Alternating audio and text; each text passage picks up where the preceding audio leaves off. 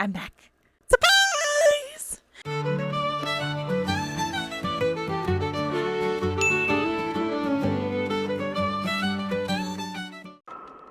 Hello? Yes? Welcome back. No, don't worry. You're not freaking out and hallucinating from too much Halloween candy, y'all. It is indeed Wednesday or sometime in the week. This video was supposed to come out last weekend, but I'm getting a little bit behind. My bad. So you guys get a little extra video during the week. She's here now, so that's what counts. Better late than never. So let's get back into it. I will admit, Ghostface was a choice that I made to do. Don't know why, but something about this character, the images, just drew me in and I was like, yes, this is what I need to do for this. She needs to be a part of it.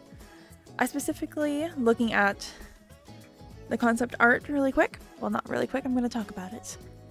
The only thing I knew for sure was these big platform boots. I had perfectly envisioned in my head, and I had them, so I didn't have to buy them, yes. But that was really like the only thing I was set on, and making her big black jacket or coat, cape, I guess cape is the correct words. So going from there, we're going to start out with a little bit of a different vibe and start out with an unboxing. Don't worry, this isn't an unboxing video. You did come for a repaint and some sewing. But I decided I needed Clementine not for her head and her amazing eyes, love the heterochromia, but for her legs. That's right. I am purposely choosing the Sparkle and Shine Rainbow High Doll for this. My reasoning behind it is because, just like Pennywise, doesn't do a whole lot of action with like dolls and stuff. Mainly Ghostface is like the least active, I'm arguing. That he just kind of like pops out of corners, just a bunch of jump scares. So like, how do you make that interesting? I was like, let's give her some sparkly legs. She's always standing behind corners, creeping around. I think some leg attention would do some good. So that's why. So we have to switch her heads. And I think this would give her a chance to stand out against the group, because everyone else might just be so unique. I know these dolls might get sold individually one by one, but as a group, for a group photo, I didn't want her to feel less exciting. So I think the glitter legs give her a chance to stand out and be just as unique and interesting as all the other characters. So fingers crossed it works and you guys like it. So as I'm undressing Clementine, I would like to, I don't want to repaint her head. The only thing I want to do is really just change her outfit for the future. And the main problem I have with it was this black leather skirt, fake leather skirt, mixed with this orange plaid. I love the orange plaid, but this black leather skirt just isn't working for me. So I took that skirt apart and took it for Ghostface. And this is where kind of we veer away from the concept, because a lot of it hinges on this black skirt for the clothes. But getting ahead of ourselves, we need to talk about some heads. Since her legs were mostly orange like the confetti, I think, I could be very wrong on this, but maybe it's also just her hair, but to me it looked like there was orange confetti in her legs to go up and down for that shaker motion. So I needed an orange white doll. But thankfully, Macari, not sponsored again, just love shopping on their website or their app. I use their app. I found Rainbow High Juniors dolls, 2-pack of Poppy and Bella. So yay for them. I also think Junior High Poppy would be important for this one, just for the small head. Rainbow High dolls, all dolls are disproportionate to the actual human body.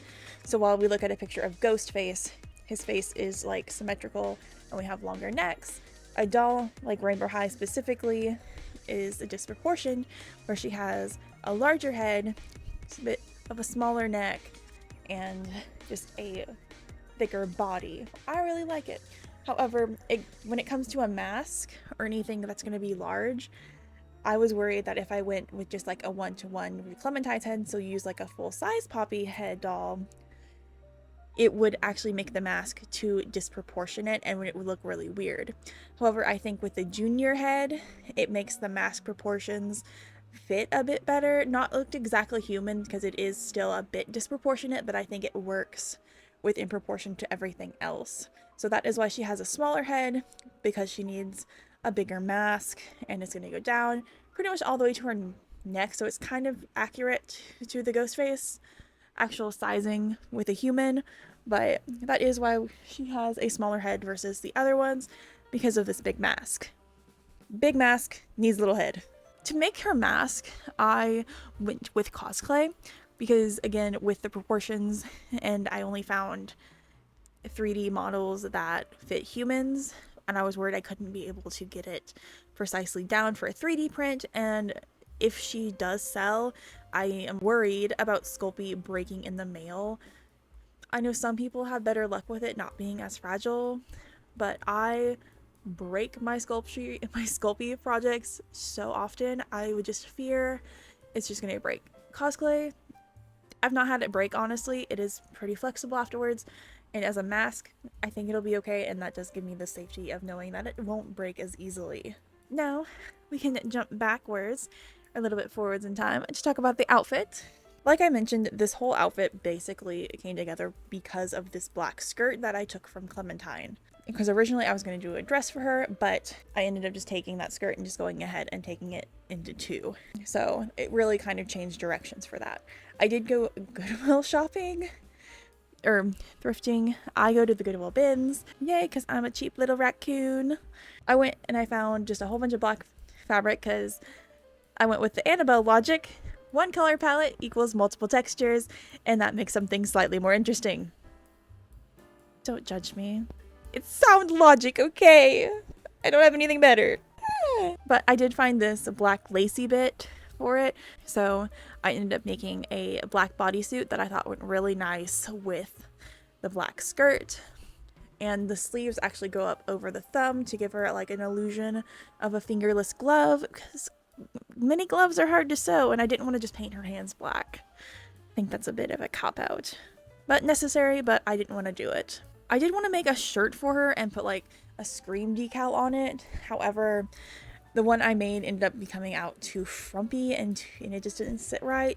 So I ended up having to scrap that idea, and I ended up getting a doll at the bins for a December video, and she had a black headband that I ended up, like a black ribbon headband, like for dolls. And I took it, and it was the perfect width and size for a strapless top for the doll. So I ended up using just that, and I think it turned out really cute. Now, the cloak was actually a Pier 1 velvety like pillowcase. So give me a second to cut that up on camera and just get that all sorted. Usually you could take a seam ripper and rip around the seams. I was lazy, so I just cut around the seams and just threw the seams away. I knew I wasn't going to need all of it, so it's not like a big deal for me. But if you need all of it, seam ripping is another option. We lazy here. So once I have all my seams cut off, I ended up taking some pattern pieces I made off camera. It wasn't very interesting. And then laying them on the fabric, just cutting them out. I wanted it only to be attached up until about the crotch, so I wanted there to be 4 flaps so you could really see that leg movement and to see she does have clear legs and to see like that shaking motion. So that is kind of why the cape doesn't look one for one, and it is a little bit more cut open. And the hood is honestly probably the lowest part of this. I wish I would have done it a bit differently, but I can talk about that more toward the end. But what I did end up doing is just a black strip of fabric because my brain was just not working, and they're just like, yes, this is how you do a hood.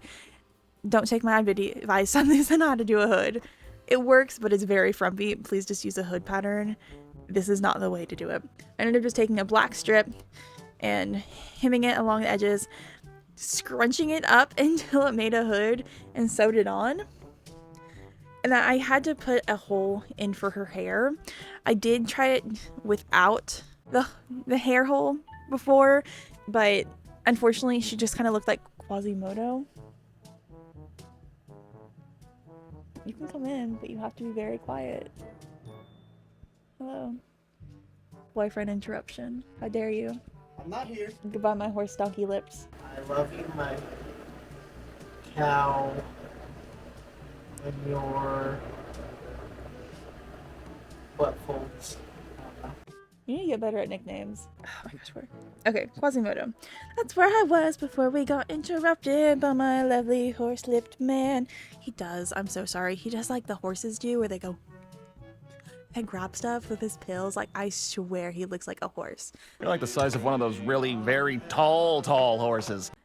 Very off topic, but we are getting back on topic, or else I will not stop talking about him. I love him though. I'm very thankful. But she did unfortunately look a lot like Quasimodo, which is not what I wanted for this. So I ended up putting a hole, just like how all dolls do, so her hair can go through it, and that does lower the back of it. Now, sadly, onto the worst part for me. The face repainting, because that means I have to clean my paintbrushes afterwards and deal with the cat.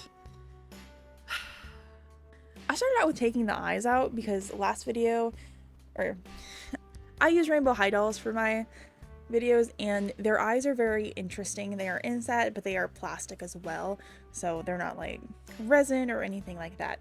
So when you clean off a doll face, you use acetone or a nail polish remover with heavy acetone in it, and if you accidentally splash any of it on the eyes, it immediately becomes cloudy and starts melting that plastic down. I have tried a couple different ways to try and avoid this. This is just a new method I'm trying. It hurt. It was so easy to clean though, I will say. However, I spent 30 minutes, 30, a big 30, afterwards trying to shove these devil blue eyes back in to this tiny little doll head. But now that my fingers are so sore, the eyes are finally back in the head. We can finally start painting, which is the part I dread. Honestly, I am being a bit of a baby, but this time it wasn't that bad because I didn't have to necessarily look at a 1-for-1, and there was nothing to really say what Ghostface's really looked like. I went for more of a gore core, is just something I found on Pinterest, which is just usually like a bloody makeup, or like Halloween's where you got like the blood dripping down from it. That's just kind of just generally what I looked for. I really liked her freckles and her blush, so I did keep that, and that's why I didn't want to get anywhere near her lips, so I just repainted those. I tried to do a trend where it's one color up top and another color on the bottom of the lip, but that didn't really work. It ended up just kind of being a darker red, which I think still works, honestly. Now, going with her eyeshadow, it was red. Surprise! Surprise! Yes? And then it was a lot of red. I think it looked really good, but red eyeshadow, and then I did a red cat eye. I did a bloody handprint on one side of her face, and then I went over and copied it on the other side just with no handprint because I wanted it to be a bit unique. And then I ended up just doing blood drags down her face to make it look like she's been crying blood a little bit.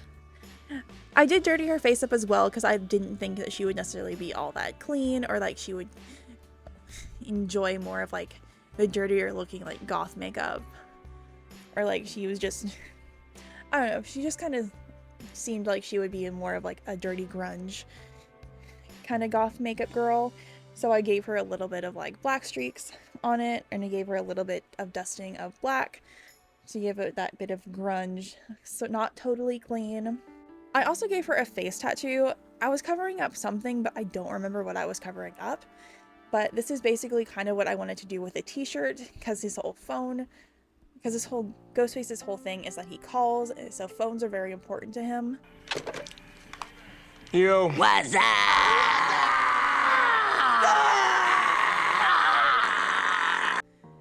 And like there's a thing saying like, oh no, you hang up first. So I thought that would be very iconic, kind of just to put on her forehead.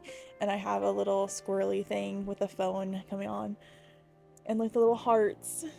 But I do know why I put bloody handprints and some blood splatter on the skirt. It was because I really liked it from the concept art, and I didn't want to like totally get rid of that. I did want to keep Poppy's orange hair, which is why I specifically went with Poppy instead of just another white based doll. But I just wanted the roots to be a bit darker to give you that like more of a grunge look as well, like a gothic look, where you have like a darker root and then like a lighter hair color. I did it as well. and I really liked it, so I just like that style, I guess. But I just took some paint, watered it down, did that, and look, perfectly bad box roots. Also, okay, moving on to the mask. Forgive me, because I really wanted to make a sparkly mask, but I couldn't find my white mini gems, and my car is in the shop. So, unfortunately, that means I didn't have the necessities to go buy new sparkly little gems just for this project, but I still really wanted to give her that, like, sparkly mask. Why? I don't know. Again, just something I was like, this needs to exist on this doll. No other reason. So I did take some of the chunky glitter and just use that for the white bits, and I used some black metallic puffy paint that give that kind of metallic-y look, a little bit of shimmer for the black edges. And then off camera, I have a picture of it, so I'll pop it up here. Oh, my boyfriend will. Love putting him to work. I added black felt on the back of the mask after everything had dried with a white like covering off it to help when it's up against the doll's face so nothing will rub off and ruin the mask or ruin the face up. And then I just added little strings to it. Also, it's still drying in the face in the reveals shot, so please forgive me on that. I really wanted to get this video out, but it will be dry by the time I take the group shots after this, but I really need to get it done and I'm pretty far behind, but I still really want to get 2 more videos out for this series on this. So again, I'm sorry about that, but let's roll on to the finishing shots.